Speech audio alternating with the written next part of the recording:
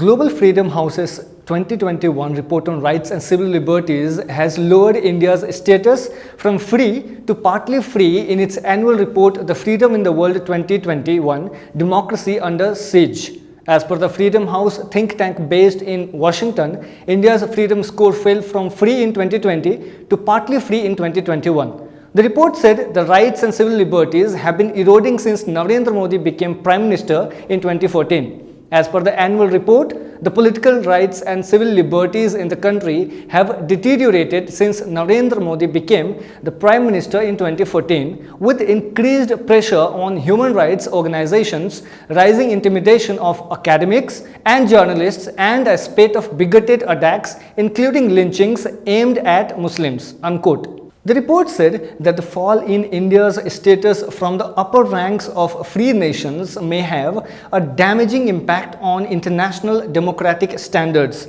This report further said the decline only accelerated after Modi's re-election in 2019. Last year, the government intensified its crackdown on protesters opposed to a discriminatory citizenship law and arrested dozens of journalists who aired criticism of the official pandemic response. Unquote. It says the Hindu nationalist government cracked down on dissent, driving the world's most populous democracy into the partly free category. Unquote. The same report also asserts that under Modi, India appears to have abandoned the potential to serve as global democratic leader, elevating narrow Hindu nationalist interests at the expense of its founding values of inclusion and equal rights for all. Unquote.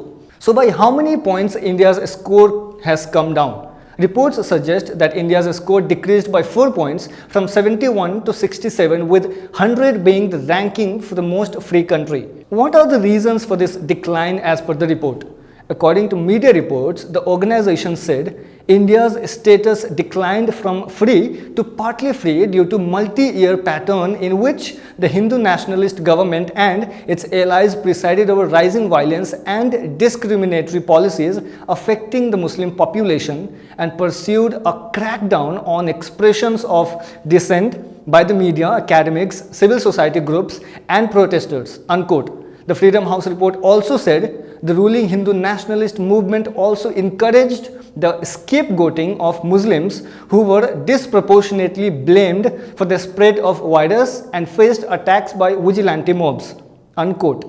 The same report went on to say, under Modi, India appears to have abandoned its potential to serve as a global democratic leader, elevating narrow Hindu nationalist interests at the expense of its founding values of inclusion and equal rights for all.